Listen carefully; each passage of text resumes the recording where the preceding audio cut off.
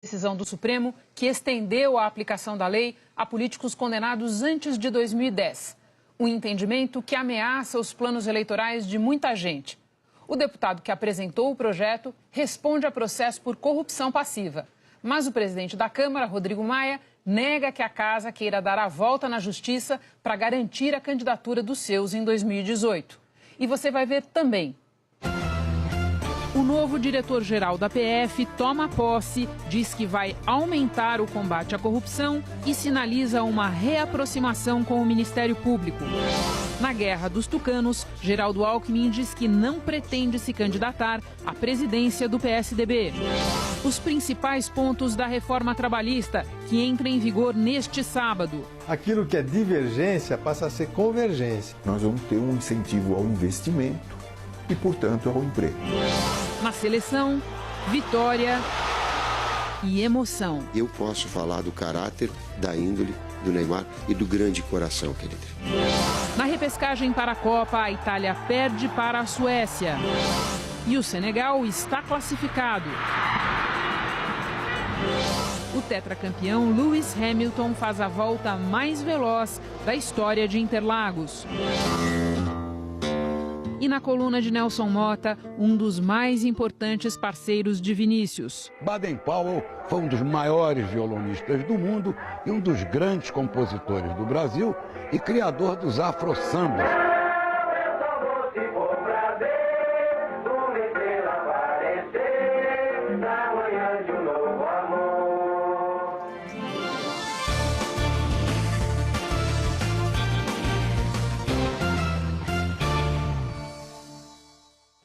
Entra em vigor neste sábado a nova lei trabalhista. A reforma sancionada em julho tem mais de 100 novidades. É a maior transformação na CLT desde que ela foi criada há mais de 70 anos. Com exceção de 30 direitos inegociáveis, tudo mais pode ser acordado entre empregador e empregado ou entre empregador e sindicato. A partir de agora, o negociado prevalece sobre o legislado. A lei regula o universo de 38 milhões e 500 mil trabalhadores formais. Isso sem contar os autônomos e desempregados que poderão migrar para o regime da CLT. A reforma traz várias novidades nas relações trabalhistas. Especialistas dizem que as mudanças vão preservar os direitos básicos dos empregados, como férias, 13º, salário mínimo e licença maternidade.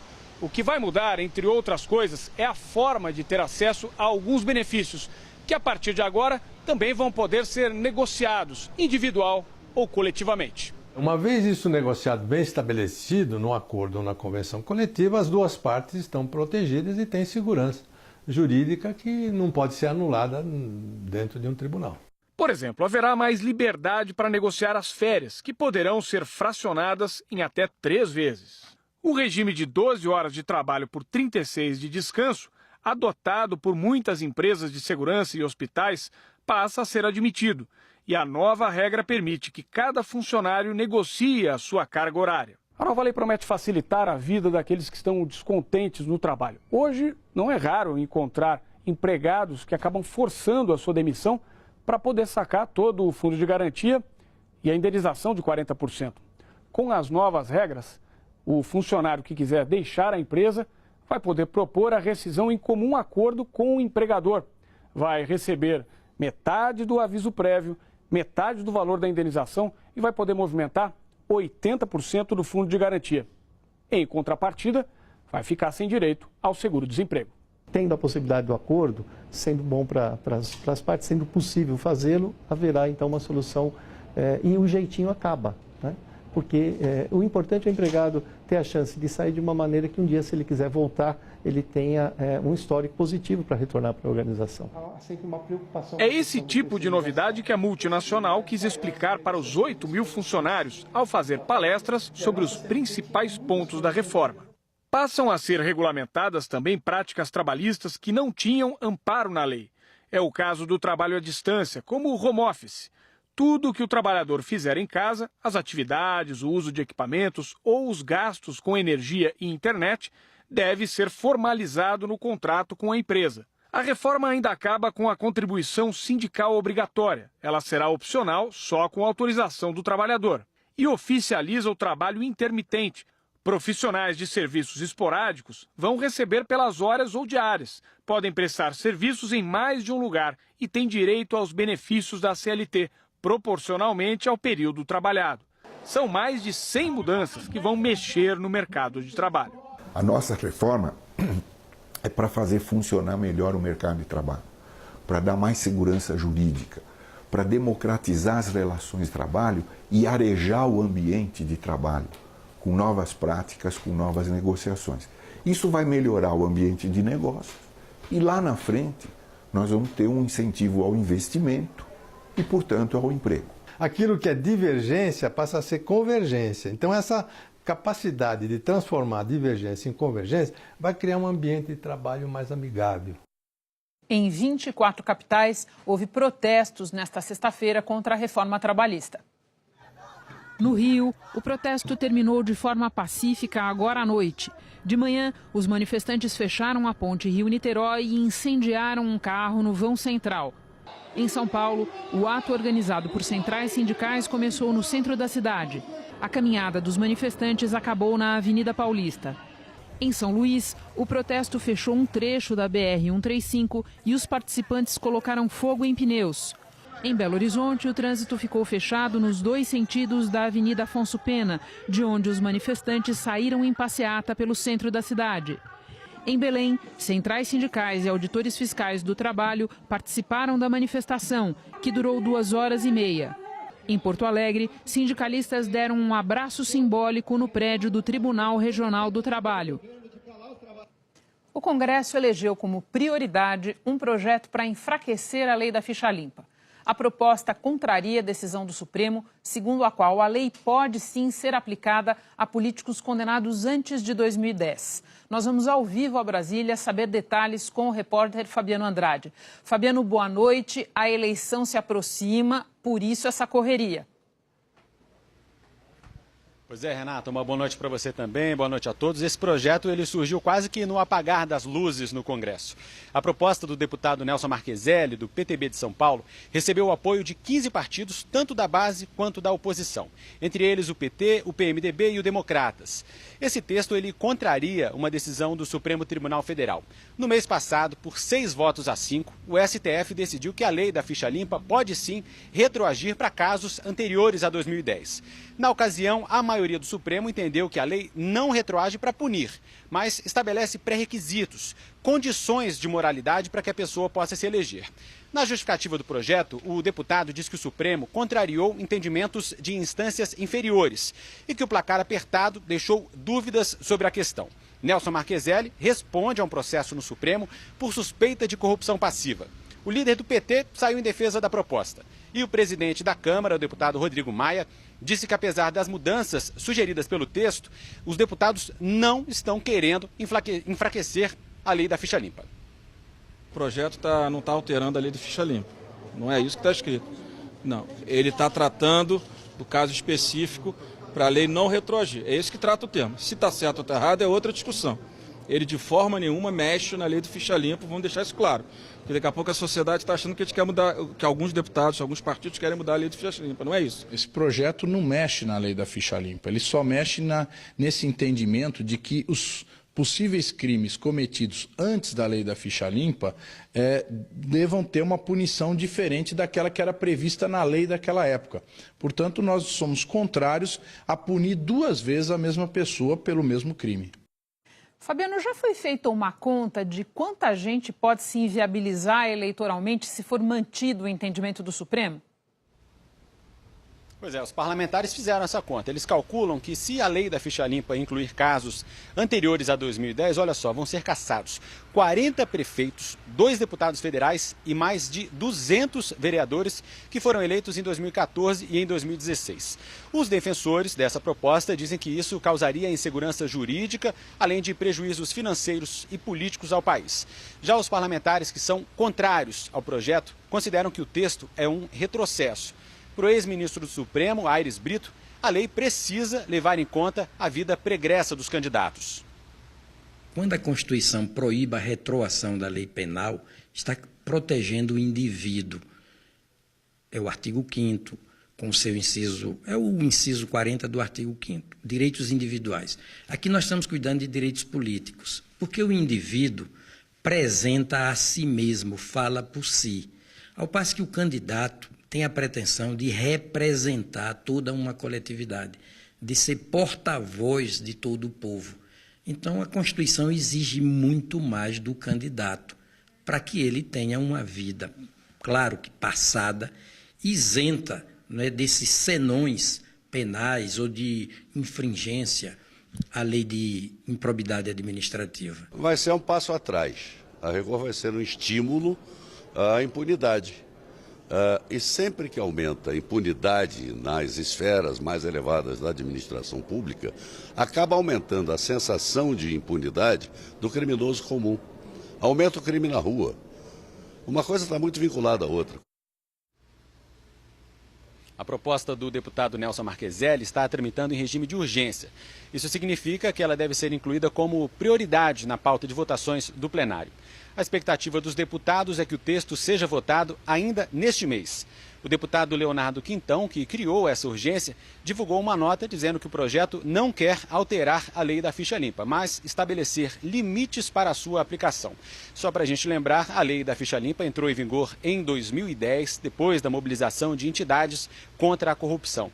Esse é um projeto de iniciativa popular que reuniu mais de 1 milhão de assinaturas. Renata. Fabiano, obrigada. Bom fim de semana para você. A defesa de Michel Temer pediu ao ministro Edson Fachin que reconsidere a decisão de enviar para a primeira instância em Curitiba investigação sobre personagens que são ou foram próximos do presidente. Eduardo Cunha, Gedel Vieira Lima, Henrique Alves e Rodrigo Rocha Loures. Eu vou voltar a falar com o Fabiano sobre isso. Desculpa, Fabiano, eu achei que já podia te dar boa noite, mas a gente tem esse assunto bastante importante para tratar. Eu queria entender o que é isso, porque a defesa de Michel Temer primeiro cuidou ali do caso dele, né? A denúncia foi arquivada pela Câmara. Agora se trata do que fazer com essas pessoas que vão descer para a primeira instância. Pois é, Renata. Na verdade, o que os advogados querem evitar é que o processo em que Temer foi denunciado vá parar nas mãos do juiz Sérgio Moro da Vara Federal de Curitiba.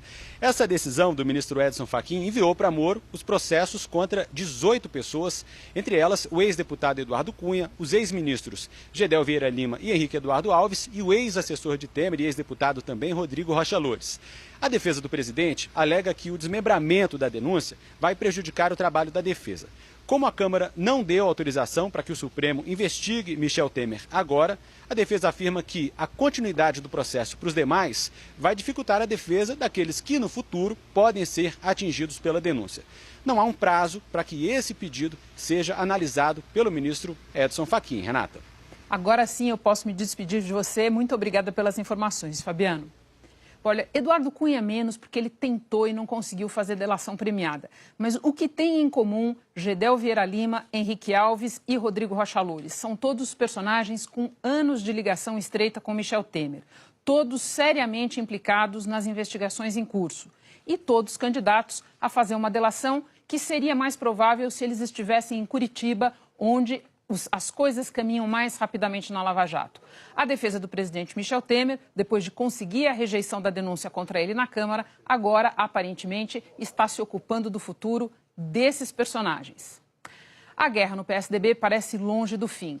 Enquanto os dois candidatos colocados à presidência do partido, Tasso Gereissati e Marconi Perillo, carecem de força para unificar os tucanos, o governador Geraldo Alckmin, que vinha sendo cogitado como alternativa pacificadora, descartou isso hoje. Não há necessidade, o partido tem ótimos, bons quadros e o que a gente precisa é fazer um processo aí de aproximações sucessivas, buscar a unidade partidária. Então nós temos aí um mês até a convenção nacional e tudo que eu puder fazer no sentido de unir o partido, nós estamos juntos aí, porque o que interessa é servir ao Brasil, né? Em Brasília, Fernando Segovia assumiu a direção-geral da Polícia Federal, prometendo ampliar as investigações de corrupção. Mas não descarta trocar o superintendente da PF no Paraná, um cargo-chave no desenrolar da Lava Jato. No final da tarde, o novo diretor-geral da PF foi à Procuradoria-Geral da República se encontrar com a procuradora Raquel Dodge. A visita sinaliza uma reaproximação entre a Polícia Federal e o Ministério Público. As relações entre as duas instituições não andavam bem desde que o ex-procurador-geral Rodrigo Janot questionou o poder da Polícia Federal de fechar delações. O caso ainda será decidido pelo Supremo Tribunal Federal. Antes, no Ministério da Justiça, Fernando Segovia assinou o termo de posse. Na saída, falou com a produtora da TV Globo, Ana Paula Andreola. Segovia disse que a corrupção no país é sistêmica e que a Polícia Federal vai abrir novas frentes para combatê-la. A Lava Jato, na realidade, ela é uma das operações de combate à corrupção no país. O que a Polícia Federal pretende é justamente ampliar, aumentar o combate à corrupção. Então, não será só uma ampliação, uma melhoria na Lava Jato. Será em todas as operações que a Polícia Federal já vem empreendendo, bem como ainda ampliar, quer dizer, criar novas operações, e pode ter uma única certeza, que a corrupção nesse país ela é sistêmica, mas existe a Polícia Federal, o Ministério Público Federal e vários outros órgãos que combatem a corrupção nesse país, e a gente pretende continuar cada vez mais fortes nesse combate. O novo diretor-geral também falou sobre a possibilidade de sofrer pressões políticas. A indicação dele para o cargo está sendo atribuída a integrantes do PMDB que estão sendo investigados na Operação Lava Jato. Fernando Segovia se disse imune à influência dos políticos. A política, na realidade, ela faz parte da vida do ser humano. Então, como diretor-geral, eu tenho que realmente trabalhar politicamente com vários órgãos, várias instituições, o que não quer dizer que a gente não combata os crimes que são cometidos por pessoas. As instituições não cometem crimes, as pessoas cometem crimes. Com a troca de comando, já se fala em outras mudanças na cúpula da Polícia Federal. O novo diretor-geral não descarta, inclusive, trocar Rosalvo Franco, superintendente da Polícia Federal no Paraná, a superintendência responsável pela Lava Jato em Curitiba.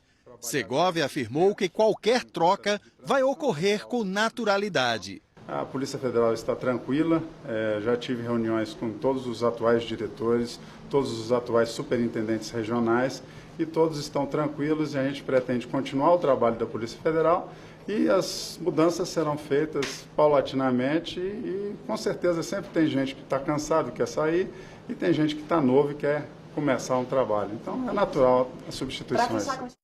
Ainda hoje, no Jornal da Globo, você vai ver a derrota da Itália na repescagem das eliminatórias para a Copa da Rússia. Lewis Hamilton fazendo a volta mais rápida da história de Interlagos. E um dos maiores violonistas do mundo na